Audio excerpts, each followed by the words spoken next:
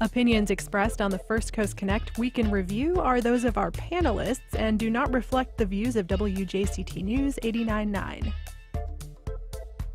Good morning. I'm Ann Schindler, and it's Friday, which means it's time for our First Coast Week in Review. Among our topics today, a new investigation into the troubles at Douglas Anderson discovered a long-promised report was buried, despite promises of public accountability. A reporter's analysis shows the ticket issued in a controversial traffic stop is extremely rare, but predominantly issued to black drivers.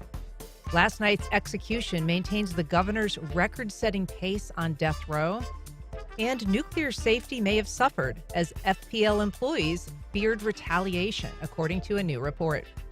To talk about all that and more, I am joined by Sylvia Perry, editor of the Jacksonville Free Press. Good morning, Sylvia. Good morning. Nate Monroe, executive editor of the Tributary. Good morning, Nate. Good morning, Ann. Megan Mallicoat, education reporter at Jacksonville Today. Hey, Megan. Good morning, Ann. And Nikisha Williams, producer of the Black and Published podcast, and most recently, author of The Seven Daughters of Dupree. Hey, Nikisha. Hey, good morning. Good morning. So, Megan, I want to start with you. You published a 4-part investigation into what happened at Douglas Anderson School of the Arts and why. And all segments of that are currently on the Jacksonville Today website. We previewed this series on the Monday program, but I want to get to a bombshell that you sort of found in the segment that was just published yesterday. Before we get there, just briefly, reaction to the story. What are you hearing from people? What are you hearing from victims? Honestly, the reaction's been very positive. I've heard from many victims, even some that hadn't come forward prior, to say that they feel heard and they feel that this story that has followed them, throughout their lives has been told in an accurate, real way that people can understand if that wasn't their lived experience now.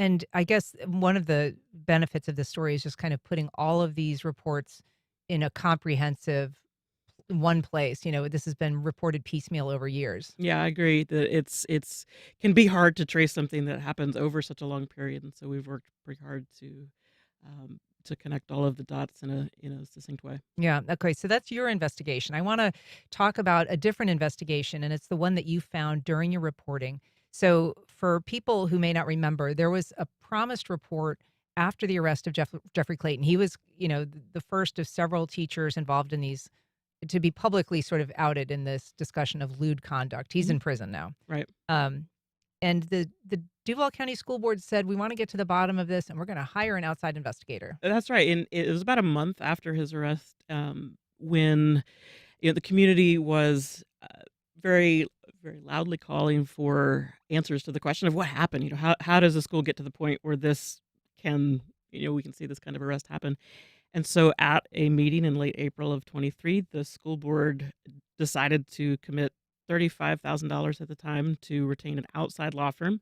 And the city of Jacksonville attorney who presented the plan publicly there in the meeting said it would be a very transparent endeavor, that there was some benefit to using an outside firm rather than their own internal general counsel, but that after the investigation was complete, it would be released to the public and help bring understanding and closure to the victims. And so the promise was that this was going to be a public record. It was going to be available to, quote, anybody who wants to know what happened and who did what to who and who's been disciplined and who not. Right. Okay. Right. That's his quote, right? That was the promise. Right. Yeah. And in fact, that report has been finalized for a year, since June 2024, was never released publicly. You had to ask for it for months. It was a long process. In fact, I was rather surprised to learn in the end that it had been completed so long ago, because the school board really hasn't said much publicly about that report since the initial decision to spend the money to hire them. But the community has continued to call for it. I mean, that's one of the things that I kept hearing from people as I was interviewing over and over was, where's this, we look forward to receiving the report. I think there was a kind of just an understanding that it could take a while to get to the bottom of such things. But, it had been 2 years by this point, and so people were asking, where's this report? So I put in a request in, I believe it was early February, with both the city and the school district, and just faced a lot of pushback and hoops to jump through in order to get that. And it took it took the report getting leaked to me by two different unrelated sources from each other, and then having to go back to the district and saying, "Look, I know that this record exists. They Please told you produce there it." was no record. They did. They said no records exist. Yeah. And so you actually had to go back and say, I know this record exists because I'm looking at it. Someone leaked it to me. Right. Right. So really transparent. Yes. Meanwhile, the report itself, which cost about 3 times as much as the original, contract, it ended up costing over $100,000. And having looked at it, it just isn't all that much. Right. Well, and to be fair, what I know is that the district has spent 3 times the amount. They spent about $100,000 to that law firm in the period of time, from when the money was authorized to when I had put in this request, and they couldn't produce an itemized list of what that money was for. And so it could have all been for this investigation. Perhaps they hired them for other things. It's unclear, and they didn't clarify. So I don't know. It could have cost up to $100,000. I don't That's know. what the school district has spent. Right. And to be clear, when you say you're not sure, it's because you asked for invoices, you asked for financial records from the school district about how this money was spent, and they told you that they could not provide But they that. couldn't produce it. Right. That's kind of astonishing. The report itself is about 3 pages long. It's 3 pages long. It does have a table of contents, so the document itself is 4 pages. It's about 1,000 words. Are names named? Names are not named. Is responsibility assigned to anyone? Details are very slim, I Mhm. suppose. There's not a lot of details, as you can imagine, in a report that's that short. So it gets to the end, and it suggests a series of action that the district needs to take, and those action items were part of the plan that interim superintendent Dana Krisnar had published kind of right before she left in last summer. Um, she had a 20-point plan. I think there's maybe about 5 recommendations in this plan, so Mhm. hers was perhaps more comprehensive. But no, it's a very mystifying thing to have this report that was promised to be like answers, right, come forward and then see that it's so slim. What struck me was just that the report didn't uncover, half the things that you did in your investigation. Well, thank you for that. I appreciate I that. mean, I you did try to be uncovered, thorough. But, yeah. I mean, you named many more names, Yes. and you found many more, teachers that have been credibly accused of sexual misconduct. Right. Nate, as a reporter, I just wonder if you can speak to the records aspect. Nothing kind of makes my blood boil more than being told a record doesn't exist when you know it exists. What do you think is happening here? I mean, I have a version of this conversation often where, outside of Florida, journalists tend to assume that Florida has very liberal, open public records laws and like we're the envy of the country. And it's like on paper, that is true. In practice, I mean, every day, we can see loopholes and, ways that public officials here, commonly evade disclosure. In practice, Florida's public records laws are not very good. There's supposed to be a very broad array of things that are available to us, and they're often not because they're slow walked. When time really kills stories, time is almost worse than the money, and often the money is a big thing. And then sometimes there are some public agencies in Florida who represent that they have given us the full kind of universe of records we've asked for, and I'm just not sure that that's true. And there are some agencies whose representations I don't trust. Sylvia, when you is this the kind of thing? I mean, what Megan has reported on, is it the kind of thing that you would expect the school board itself to respond to either acknowledge or look into the concerns that she's raised and perhaps discuss them publicly? Absolutely. And you hate to think that, considering the millions that have now being spent on this issue and the cost that it has been to the students, that we would need more resolve than just lip service. I mean, you spend that type of money and you get a 4-page report and 1,000 words with no results. In the meantime, you have millions paid out to students. It's turned into what is perceivably a pedophile playground. And this is an institution that has created Broadway players. I mean, the Emmy award-winning actors, etc. So it's the students who lose. Yeah, and Nikisha, that is a point that emerged in this reporting, is just teachers and students that really want to get back to being well known for the great things that they do as opposed to the bad things that have happened there. And I think that's the saddest thing about this story is that everyone knows the caliber and quality of talent that attends Douglas Anderson School, high school. They know what those students are capable of and what they will go on to do in the arts, whether they are in the literature program, the dance program, the theater program, singing, voice, visual arts, whatever it is, those students are well primed for success. And yet, this shadow of sexual abuse, assault, harassment, inappropriate relationships, the misconduct hangs over that campus. And every time that they seem to be moving on, it's something happens again. And so I know in your reporting you looked at, what's the culture? Is this a culture specifically at DA? What is it like across the district and everywhere else? And DA was not an outlier. So it doesn't make it special, but it seems to keep happening. And some people may say it's because art students are different. They have such close relationships. They're in a professional environment, and so those relationships can get crossed. And so here, the onus really is on the administration of the school and on the district to realize that when you bring in educators at an art school, no matter how close they may get to their students because they are preparing them for professional careers in the arts, that those lines and those boundaries should not be crossed, just as we saw in the arts in different industries, whether it's Hollywood or the recording industry and whatever, that when those lines are blurred and crossed, that there are consequences. And so we're seeing that on a much smaller scale here at DA. And it sucks for the students who are trying to get their education, learn and hone their craft, that they have to deal with this, not only just hanging over them, but for them who know some of the victims, who know some of the survivors and are trying to just go through their day. All right. If you're just joining us, I'm talking to Sylvia Perry, Nate Monroe, Megan Mallicoat, and Nikisha Williams about the week's headlines. You can join our conversation by giving us a call at 904-549-2937. You can email us at firstcoastconnect@wjct.org, or you can reach out on social media. We've got a call from Shirley in Arlington. Good morning, Shirley. Go ahead. Good morning. I just wanted to call and thank Ms. Mallicoat for the article. I believe that it gives such validation to all those students out there through all those years that kept going to administration saying things weren't right, and the administration just kind of turned their head and looked the other way.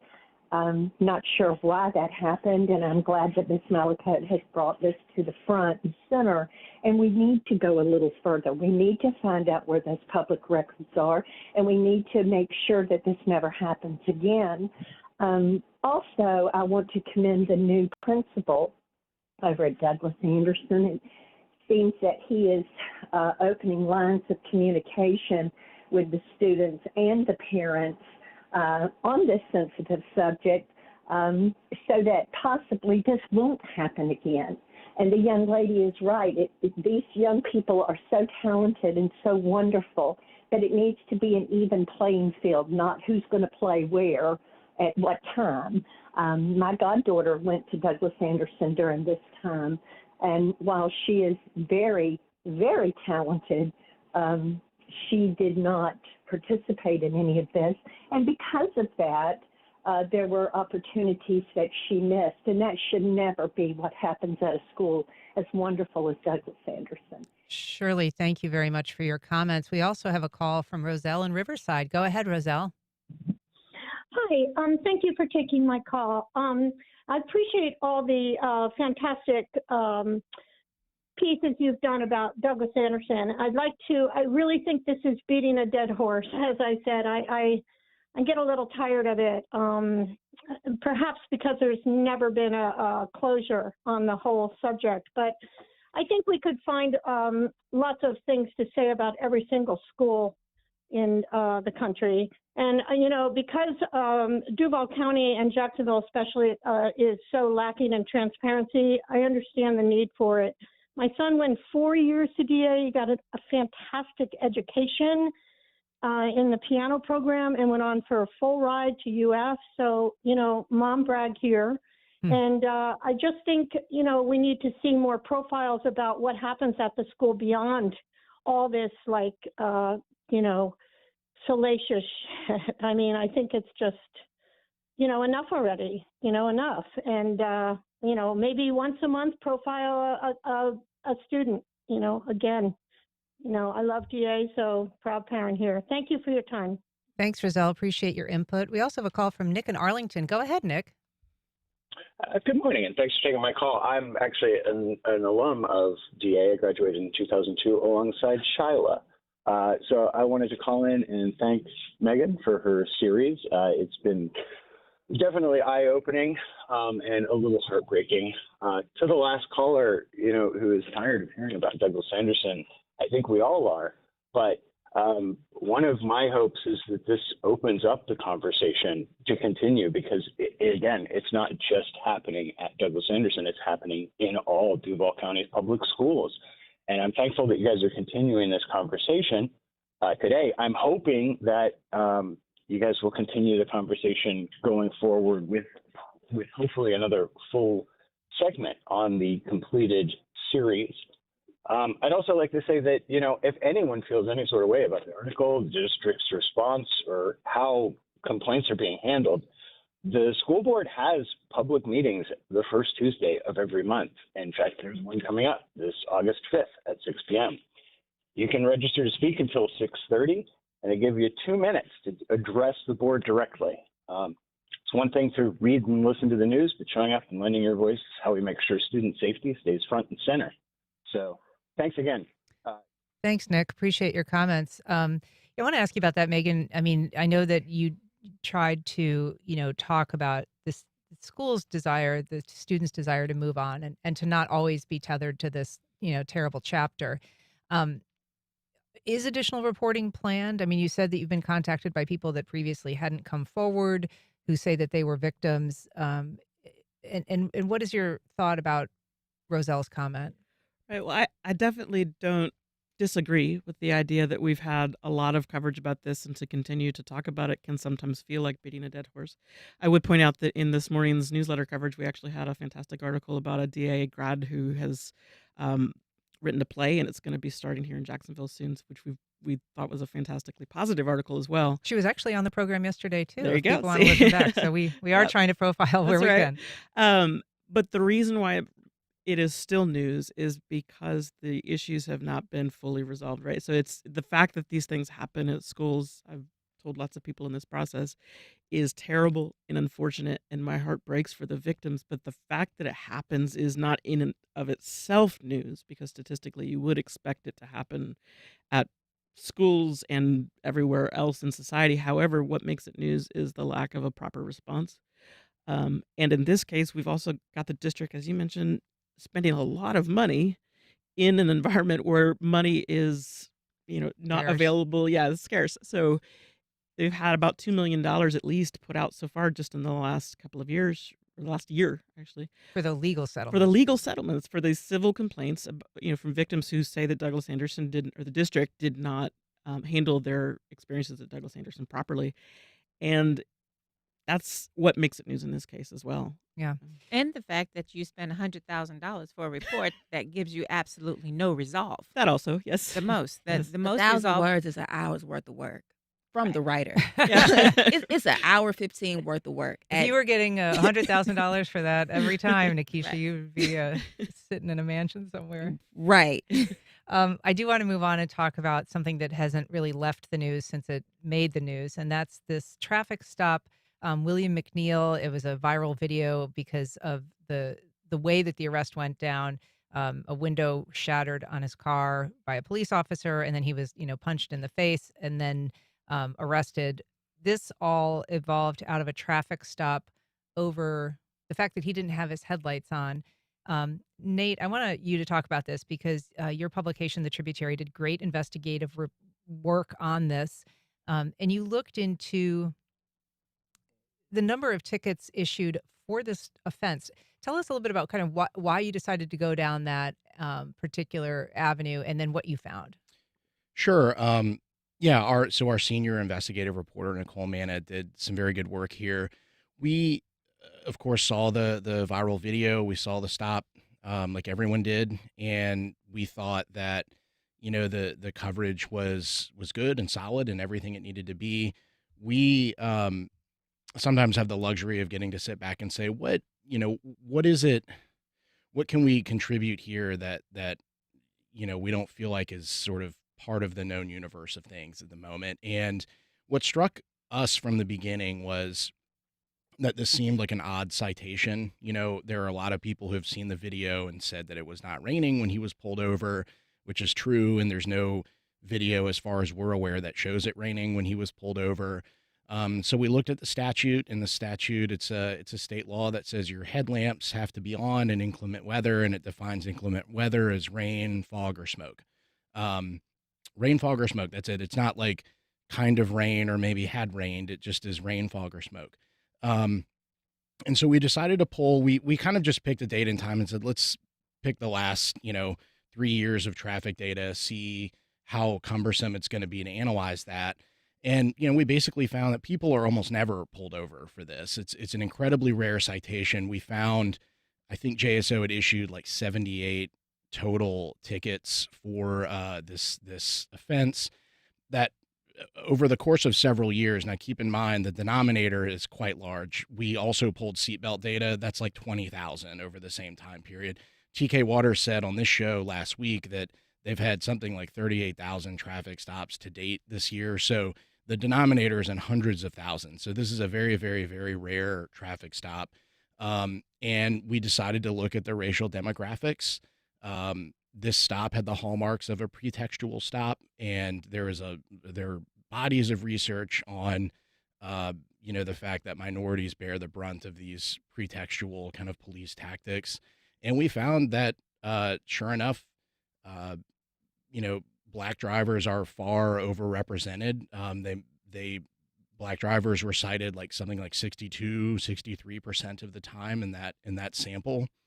One thing I want to say, and I've heard the sheriff mention that, this. I mean, that we should just say that relative to the population of is Jacksonville. about 30%. So Right. it's, way, way overrepresented. Okay. And one point I do want to make, I've heard the sheriff address these statistics a couple of times now, and he has sort of said, well, you could pick any random statute and maybe some people are overrepresented sometimes and not in others. And I was going to say, we didn't pick the statute. JSO did. We took the citation that was on this stop and on the police report and looked it up.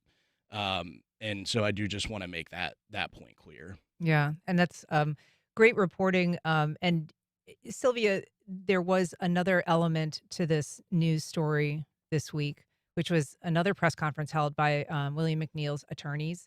And this was to kind of further their determination to file a lawsuit in this case, but they also introduced what they said was a new piece of information, which was a still that was taken from the police body cam video that appears to show an officer on the scene aiming a weapon at William McNeil. And, that was something that was on the body cam that was released by JSO, but previously hadn't really been discussed. And the attorneys were making the case that it speaks to the level of threat that was, kind of aimed literally at this motorist. Absolutely. Not only level of threat, but level of perceived threat. And this is not a black and white issue, it's a blue issue. It has continued to be systemically happening in Jacksonville. And I hate to just sigh. One more time, just one more time. Mr. McNeil, as opposed to the traffic stop, he fit the bill of being racially profiled. And this is something that is not systemic to Jacksonville. It's a police thing to stop a young black male. I need a reason. What's the reason now? Well, it happened to be the Headlights. The headlights. So he's in this car. Again, they have trained to act in certain protocols. African American communities are training their young black men to happen to fault and in certain situations react in protocols, which is the talk. When you're in a car, if you go to Chat GPT and Google or Google and say the talk for young black men, it will tell you when stopped by the police, raise your hand in the air and be quiet. which is what he did. And this is the result. And after an extreme perceived threat of having a gun pointed at your head, what else is he supposed to do? Nikisha, I'm curious. I mean, in terms of the work that Nate's team did, that is something that speaks to the issue of pretextual stops. It's something that has been, as he said, looked at in other contexts. Seatbelt stops, although there were 20,000 compared to just 78, often associated with that too. And then a few years ago, I know the Times Union did some great reporting on walking while black and finding that pedestrian citations for crossing or like jaywalking were also kind of predominantly going to young black men. So it is part of a narrative that people have expressed concern about. It's not just a narrative, it's the reality of living as a black person in Jacksonville, in Florida, and anywhere across this country. As Sylvia said, it's not just a JSO issue, it's a American issue. And so pretextual stops, whether it's stop and frisk up in New York, whether it's headlights and seatbelts in Jacksonville, whether it's something else in California, it's just the reality of living as a black person. Like my son is 10. My son is 10. He's dark skinned just like me. And so in 6 years, when he starts driving, the conversations that me and his father will have to have with him about what he has to do to make sure that he gets home safely, I worry about every day, from the neighborhood that I live in, because I live in a suburb, and I think about Trayvon Martin all the time, and my son's love for hoodies. And if he happens to be tall or muscular, which he already is, like, that's a reality. And so this just goes to show that Black lives don't matter when it comes to law enforcement, no matter where you are. He had his hands up and he was unarmed and had a gun drawn on him. He was punched. He was pulled through a window. I have not watched the video, so I really don't know. I refuse to watch any more videos of Black people being assaulted or brutalized or killed by law enforcement in the name of safety, because who are you keeping safe when you have the gun? Yeah, he was pulled out the door, but the window was punched in, and he was kind of punched through the window. And I can understand not wanting With to his see. hands in the air. Mhm. And of course, the sheriff department said they didn't receive a complaint until now. Otherwise, they would have investigated. But this young man had the wherewithal, learn through the quote unquote the talk, to record and get his game plan together along with a legal team. Mhm. And they said federal litigation is pending. Nate. Yeah, the sheriff did, when all of this started, he did bring up this issue of sort of questioning why McNeil did not file an administrative complaint against this officer, and kind of implying that must have meant, that there was some intention to create a spectacle out of this. Otherwise, he would have told us this a long time ago. And I do just want to point out some context. A couple of years ago, the sheriff's office arrested a man who filed an administrative complaint against an officer after a stop. And they arrested him on the rationale that he had lied in this complaint. And the sheriff went on this kind of PR campaign about, look at how great this is. I'm not going to allow people to lie about our officers anymore in these complaints. I have had defense lawyers tell me that they would not advise their clients to file an administrative complaint after a traffic stop like this, because you're opening yourself up to legal liability. The sheriff has shown himself willing to arrest you if you put information in that complaint that JSO later determines is sufficiently inaccurate. So unless JSO, I guess, agrees with everything in your complaint, there seems to me to be a risk that maybe they'll arrest you because they've decided you've lied. And to that point, the sheriff has sort of said he's reserving judgment on the stop, but has also been very defensive about the stop. And again, is I think cast aspersions at McNeil for releasing his video and sort of suggesting that there's something untoward about that. That would make me nervous about filing a complaint if I heard the sheriff say that. Yeah. Speaking of what the sheriff has said, there was a media availability. He spoke this week in reaction to the press conference that was held by McNeil's attorneys. And he was asked specifically about the question of the officer who appeared to draw a weapon and whether that was appropriate. Let's take a listen to what he had to say. Why would you not draw a gun when someone is refusing to do what you ask them to do on a traffic stop, a lawful traffic stop? They're here to serve this community, protect themselves, and protect our community. And if they feel like on a traffic stop or anything else for that matter, they need to draw their gun and utilize it, I'm not going to tell them when to do it and when not to do it. Um, I will just throw it open if anybody has a I comment. mean, just the fact that he said unlawful traffic stop. I mean, it's he it just leaves you totally speechless. Another part of this that has consistently been pointed out is that JSO polices themselves. There is no external police conduct review. Nobody else serves as judgment. So again, when it comes to the complaint process, what are the odds that you're going to find fault within your own house and publicize it? The question of whether it's a lawful or unlawful traffic stop, I mean, he's saying it's a lawful traffic stop. It's kind of my understanding that that's still part of the administrative review process that really hasn't been completed. But he has said that, he's going to defer to whatever that recommendation is once this officer's gone through that administrative review process. Um, Can I just throw something out here too? We've used this term pretextual traffic stop, and for listeners who just don't maybe are not super familiar with that term, this is when an officer uses a minor traffic violation to stop someone with the true intention of searching the car, that there's some underlying reason that the stop happened that's not actually the reason given. And this stop, no one has come out and confirmed that, this is a pretextual stop. The sheriff has defended the legality of them and has said we are allowed to do them. And again, it sort of has the hallmarks of it. One point I want to make is that, and as pretextual stops are a controversial police tactic, and one of the reasons they are is because you're provoking the driver from the outset. When you pull someone over for a nitpicky sort of traffic violation that may or may not even be one in this case, you are provoking the driver. And what often happens in these cases is you see the officers turn that driver's understandable frustration and anxiety about being pulled over against them. And sort of, well, why are you nervous? What's in the car? Why would you be nervous? I pulled you over. Why are you frustrated? That is part of what makes these stops controversial in the first place. JSO does not have to do them.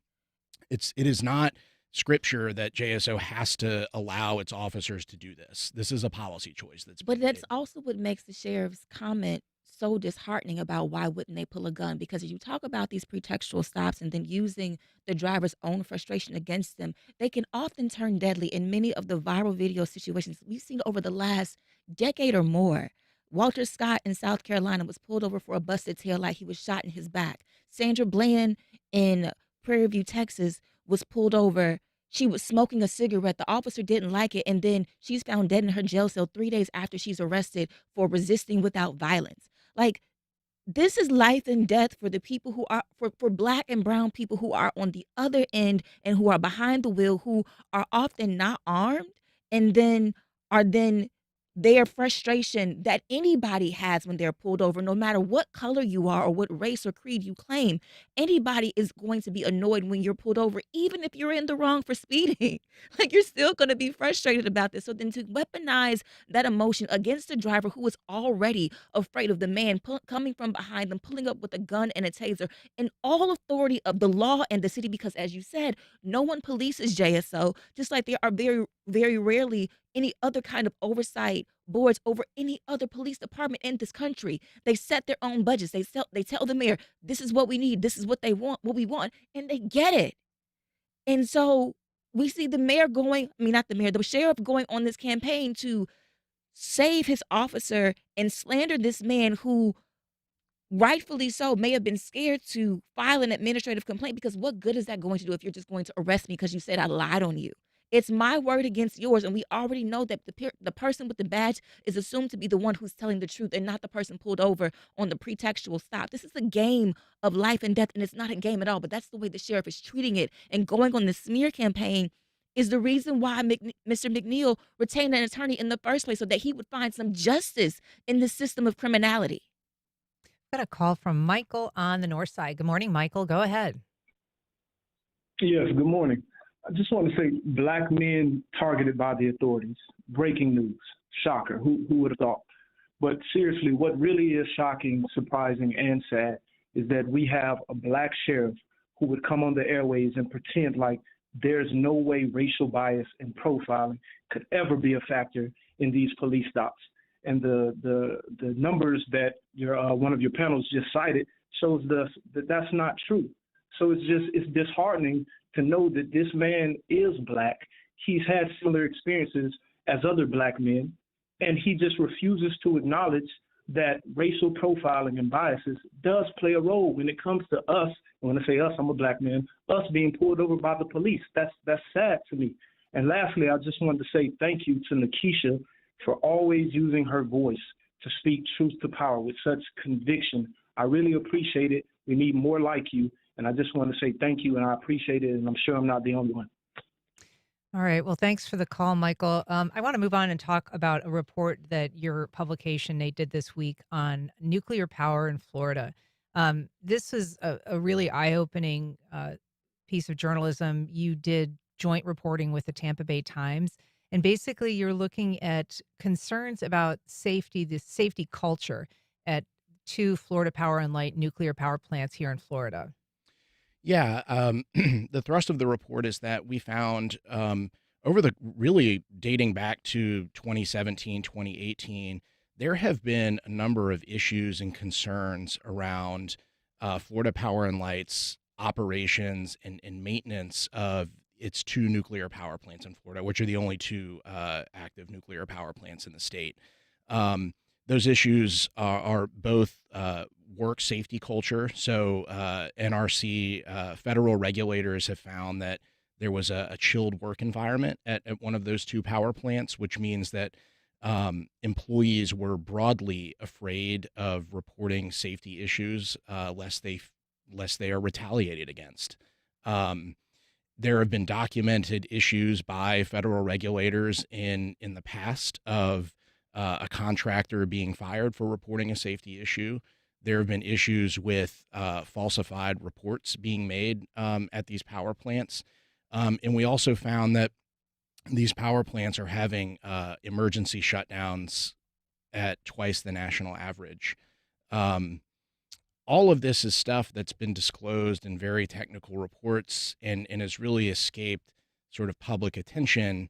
And so we kind of connected the dots on what might have otherwise looked like some discrete controversies here and there. Yeah.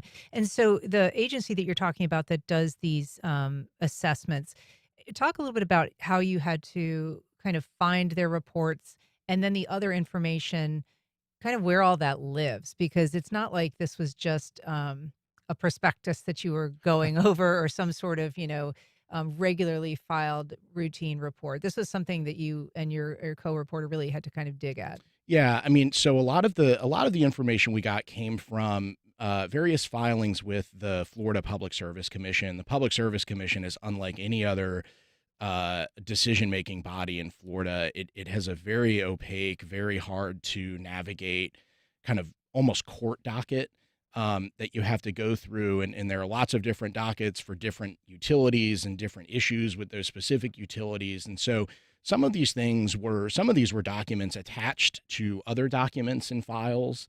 Some of them were filed, but just in weird places that it was hard to find them, even knowing what I was looking for. And that's kind of, one of the criticisms of the PSC generally is that these are people who set, electric rates for many millions of Floridians in the state.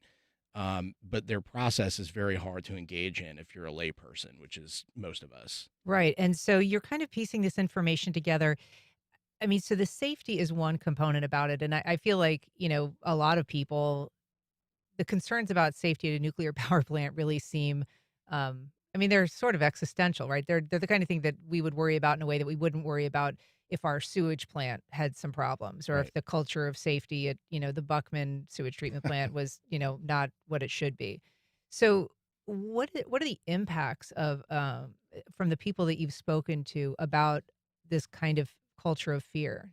Well, I think the thing in the backdrop that is really important. Now, one, as you said, everything at a nuclear power plant is higher stakes. The other thing is that the United States fleet of nuclear power plants is quite old. And as these plants get older and are going to continue to be operated for decades to come, keeping up with maintenance and safety culture are even more paramount than they would be otherwise, because these plants are Turkey Point is going to be operating until the 2050s. St. Lucie, the anticipation is they're going to get a license renewal to continue to operate for decades. These are plants that came online in the 70s. And Turkey Point's kind of Tampa area, and St. Lucie's. Turkey Point is south of Miami. St. Okay. Lucie is north of Palm Beach.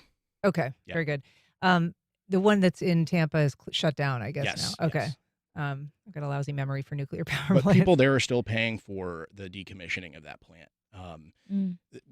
The other part of this is that nuclear power, when there is an emergency shutdown, whether it's just because safety culture is not right, that costs money. Usually when a plant has to get taken offline, it's more expensive for that utility to have to go buy power to replace the power that's not being generated by that plant. And so there's a financial component to this too. Well, and so one of the things that your report found was the actual number of complaints, which skyrocketed from 2023 to 2024, from 4 complaints about safety to 20. And that was more than any other facility in the country. But you also looked at the number of emergency shutdowns that were precipitated by some sort of safety concern or manufacturing malfunction. How many were there of those, and what is the cost attached to each one of those? Yeah, so emergency shutdowns are called scrams in the industry. Emergency shutdowns happen sometimes because of no one's fault. A lightning strike can cause an emergency shutdown to happen. Sometimes a very minor part might trip and it causes an emergency shutdown. Again, that's probably a good thing, right, at a nuclear power plant. So in and of themselves, they're not necessarily issues of great concern. When they are a concern is when they're happening at a level that is unusual. And what has been the case with these 2 power plants is that they have had an unusually high number of shutdowns in the past several years that has caught people's attention.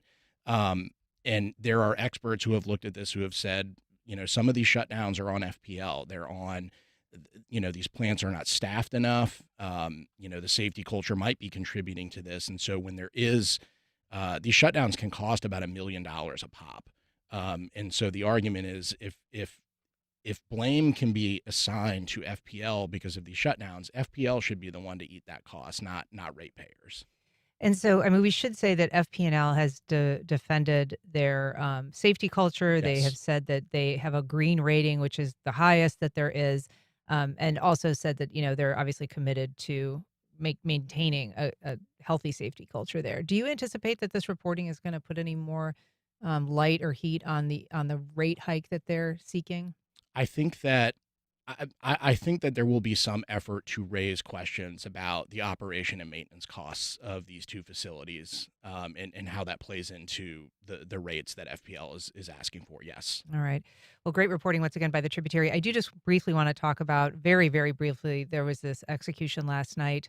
This was a record-setting number for Florida, in the 9th this year. Sylvia, just briefly, are people in the state talking much about this pace that the governor has set?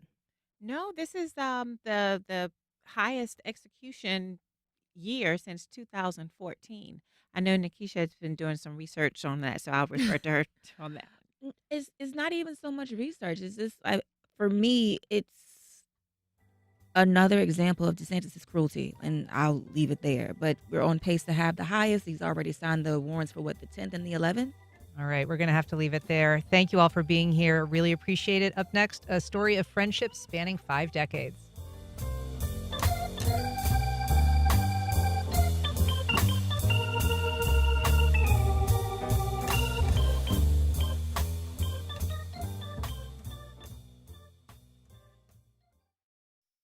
Artists set up an apartment inside. What happens when 8 friends secretly build an apartment inside a mall?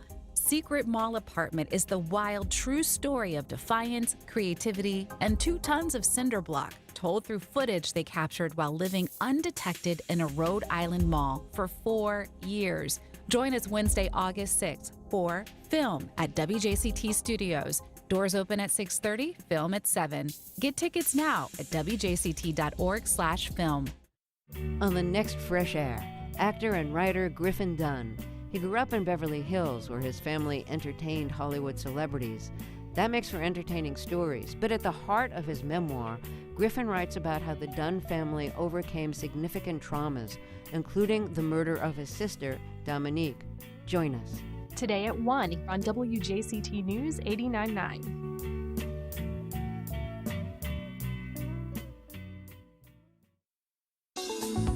Brightline was the first private passenger train to open in more than a century, but since 2018, more than 180 people have died on its tracks. Killer Train, a new podcast from WLRN and the Miami Herald, asks why. Next time on the Florida Roundup, hear from reporters investigating the death toll. Email your questions and comments to radio@thefloridaroundup.org. Then join me, Matthew Petty, Friday from noon to 1. President Trump's tariff deadline arrives on the heels of a new deal with the EU. On the next Friday News Roundup, what does it all mean for you?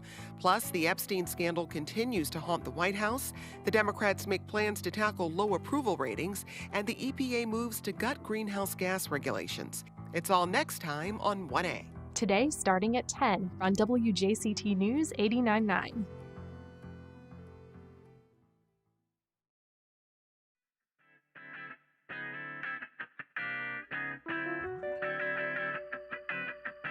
Welcome back.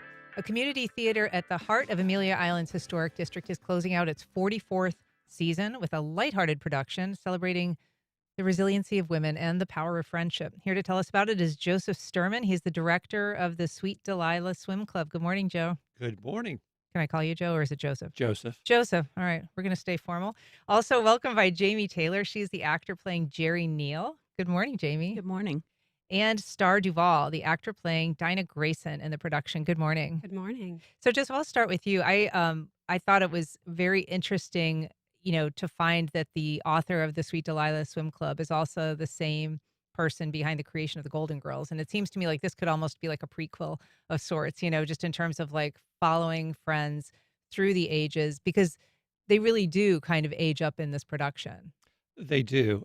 They both start, the whole cast starts out at the age of 44, and by the time we're done, they're 77. Uh-huh. They've all taken different turns in life, but still, they remain friends to the very end. It's that true definition of friendship. Yeah, and what made you want to bring this to the stage? I think at the times right now, this is the kind of story that we need about love, about friendship, about connection, taking time for ourselves, taking time for others, and just that close connection. Yeah. With everybody. Yeah, I'm guess. So, Jamie, you guys must have a very busy makeup crew to get you guys from here to there, and I'm guessing too, the physicality of the performance must be challenging. How do you approach that? How do you embody sort of the aging process in this ongoing friendship? I think you really have to grab the character and get to know your character to be able to continue passing it through the rest of its life and seeing how it feels and how it adjusts and how it grows. Throughout the process. And does your character change much from the beginning to the end? Yes, drastically. Yeah? Mm-hmm. In a good way? Oh, it's a great way. Okay. But it's a challenge for some of it due to what happens, and I'm not going to ruin any surprises. Okay. But from the beginning, it's very different than what you actually would think it would be in a standard person. Yeah. Yeah. Star, your character is kind of an attorney and maybe a little bit cynical, the voice of, the naysayer sometimes in this production. Tell us a little bit about her. Yeah, it's funny. I keep telling Joseph and the cast that this is the role that I was born to play. There is a lot of Dinah in Star. Mm-hmm. And it's just been great to be able to have that sarcasm, but she does it in such a loving way. Mm-hmm. And have you found that being in an ensemble cast like this with these other characters has kind of built a relationship among you as well? Absolutely. I've actually only lived in the area for about a year. Wow. So I don't have a lot of, friends in the area. But these girls, from the day we met, and just the lovingness, the openness, everybody willing to help has just formed really great friendships. Yeah. And Joseph, what is it that the theater, how does the community embrace the theater? What role does it play in the community there? Oh, it's absolutely wonderful. Amelia Island is just this quaint little town that everybody's so connected there. And with the theater being so close to that main area there of Center Street, a lot of people come to the theater, they park there, they walk down This is where the Shrimp Fest is every year as well. And it's become a vital part of what the community is all about. 44 years is kind of extraordinary. I mean, that's longer than the friendship depicted in this in this play. So when you talk to people about it, Jamie, what do you tell them to come and see? What's the selling point for the It's kind play? of funny because I look at it as kind of like a chick flick. It's all about women and their friendship and the development and problems. It's funny, it's moving, it's sad. It just has so many elements to it that it just is so enjoyable. Even to sit back and watch when I'm not on stage, which is not often, but to listen and what's going on. It really captures your heart. Yeah, I guess too. I mean, is it nostalgic in a way for friendships, perhaps pre-social, everything kind of on the phone all the time? Is that right, Star? Yeah, that's the funny thing about this play, and I think it's something that we had to get the concept of, was that this play starts in the late 90s, before cell phones, before social media, before you had all these ways of keeping up with everybody's life in real time. So this really is back to the days of when they had this one annual trip, which is when they caught up with everything going on. Right. So it sort of takes place in the Outer Banks. Well, I know that it'll be a dynamite production. I hope you all break a leg. It's called the Sweet Delilah Swim Club. It's performed at the Amelia Community Theater. It begins August 8th and it runs through the 23rd. And you can get information at ameliacommunitytheater.org. Thank you all so much for being here today. Really appreciate it. Thank you Thank for you so having much, us. Ian. Appreciate it. All right. And thank you for listening. That's our program. If you have comments or suggestions, you can send either to First Coast Connect at WJCT.org. And if you missed anything, you can catch our rebroadcast at 8 o'clock tonight, or you can find our entire archive at WJCT.org or your favorite podcast platform. Our executive producer is David Luckin. Our producer is Stacey Bennett, and our director is Brady Coram. Our theme music is performed by Club de Belugas, and our interns are Camille Crawford and Lo Oliveri. Join us Monday when we talk to animal rescuers and advocates about the challenges and rewards of humane activism. I'm Ann Schindler. You've been listening to First Coast Connect is provided by Baptist Health and the North Florida TPO. The North Florida TPO is dedicated to transportation planning, funding, clean fuels, and new technologies for a vibrant, resilient, and connected region. More information available at northfloridatpo.com. Baptist Health is a proud supporter of First Coast Connect. Baptist Health, committed to building a healthier community for all of us. More info at 202-4YOU or baptistjacks.com. Terrell Hogan Law. I'm Wayne Hogan. When people are hurt through no fault of their own, finding the who, what, when, where, why, and how that led to the accident is critical to proving the truth. More at TerrellHoganLaw.com. This is WJCT News 89.9 Jacksonville. Up next, national and local news from NPR and the WJCT News team.